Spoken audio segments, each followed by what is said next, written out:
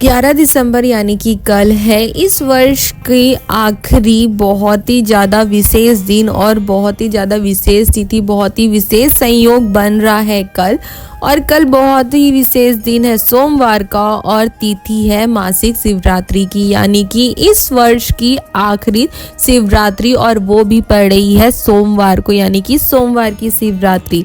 तो इस शिवरात्रि को, सोमवार की शिवरात्रि को गुरुजी ने किए जाने वाले एक बहुत ही विशेष उपाय की जानकारी अपने हाल ही की कथा श्री देव महादेव शिव महापुराण की कथा में बताए हैं। गुरुजी ने कहा है ये उपाय आपको सिर्फ और सिर्फ सोमवार को ही करना है, यानी कि आपको इस सोमवार की शिवरात्रि को महादेव को प्रसन्न करने के लिए और बहुत ही जल्दी अपनी मनोकामनाओं की पूर्ति के लिए इस उपाय को करना है। नए वर्ष से पहले आप इस उपाय को करके अपने नए वर्ष को शुभ बना सकते हैं, अपने नए वर्ष में आनंद और सुख प्राप्ति कर सकते हैं।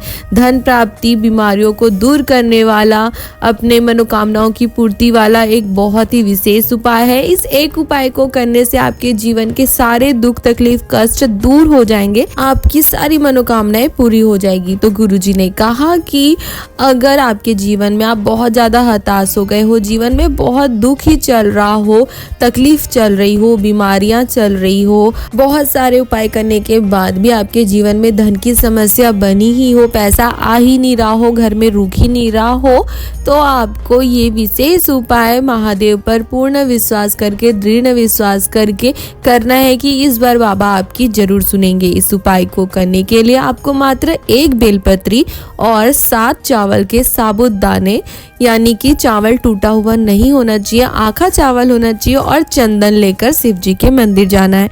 आप लाल, सफेद, पीला कोई भी चंदन का प्रयोग कर सकते हैं जो आपके पास हो। गुरुजी ने कहा कि नए वर्ष से पहले आप इस उपाय को एक बार अवश्य करें। सोमवार का, शिवरात्रि का ये विशेष दिन आप अपने हाथ से बिल्कुल भी ना जाने दें महादेव की विशेष कृपा प्राप्त करने का।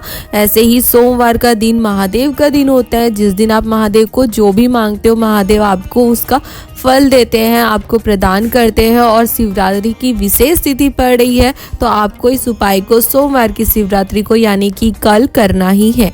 तो शिव जी के मंदिर जाकर आपको बेलपत्री की जो बीच वाली पत्ती होती है उसकी जो डंडी है उसमें आपको चंदन लगा लेना है। आप वीडियो में भी देखकर समझ सकते हो कि आपको कहाँ पर चंदन लगाना है। फिर आपको उसी बेलपत्री की बीच वाली पत्ती पर ही 7 चावल के दाने को रख लेना है और बेलपत्री को अपनी हथेली पर रखकर आपको शिव जी के सामने बैठे नंदीश्वर भगवान के सीधे पांव की ओर, यानी कि दाएं पांव की ओर आपको खड़े हो जाना है या फिर बैठ जाना है।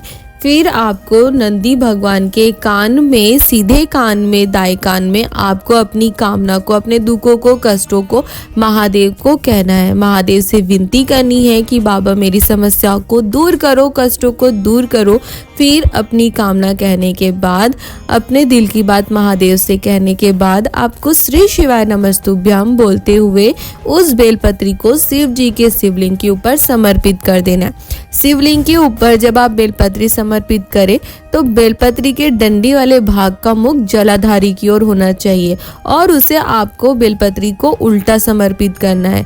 अगर आप उल्टा बेलपत्री समर्पित करो और आपके वो चावल नीचे गिर जाते हैं तो इसमें कोई दिक्कत नहीं है, बस बेलपत्री उल्टी होनी चाहिए और उसका जो डंडी वाले भाग का मुख है वो जलाधारी की ओर होना चाहिए। वैसे तो आप इस उपाय को किसी भी दिशा में बैठकर कर सकते हो, पर शिव महापुराण की कथा वर्णन करती है कि अगर आप दक्षिण में खड़े होकर उत्तर की ओर मुख करके इस उपाय को करते हो तो इसका विशेष फल आपको प्राप्त होता है। महादेव आपकी मनोकामना को बहुत जल्दी सुनते हैं, सीधे आपकी वो मनोकामना महादेव तक पहुंचती है। तो ये श्रेष्ठ होगा कि आप दक्षिण में खड़े होकर उत्तर की ओर मुख करके इस उपाय को करें।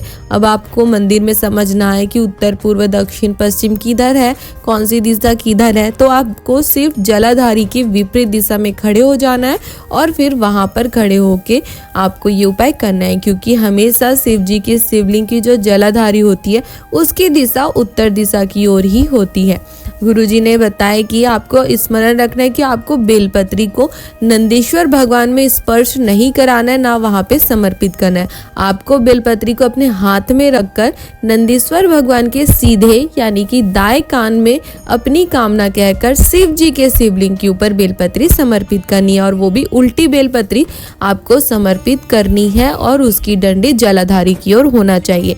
यह उपाय आपको सिर्फ और सिर्फ सोमवार को करना है, यानी कि आपको इस मार्गशीर्ष माह में पड़ रही सोमवार की मासिक शिवरात्रि यानी कि कल 11 दिसंबर को इस विशेष तिथि को, इस विशेष उपाय को अपनी सारी मनोकामनाओं की पूर्ति के लिए, अपने जीवन से सारे दुखों को, कष्टों को दूर करने के लिए और अपने नए वर्ष को आनंदमय सुखमय बनाने के लिए इस उपाय को करना है। इस वर्ष की आखिरी अंतिम मासिक शिवरात्रि है और वो भी सोमवार को पड़ रही है, तो आप बिल्कुल भी इस उपाय को करने से नहीं चूके। वर्ष के अंत में ही सही, पर इस बार महादेव आपकी जरूर सुनेंगे और आपको नए वर्ष में आनंद और सुख प्रदान करेंगे। हर हर महादेव।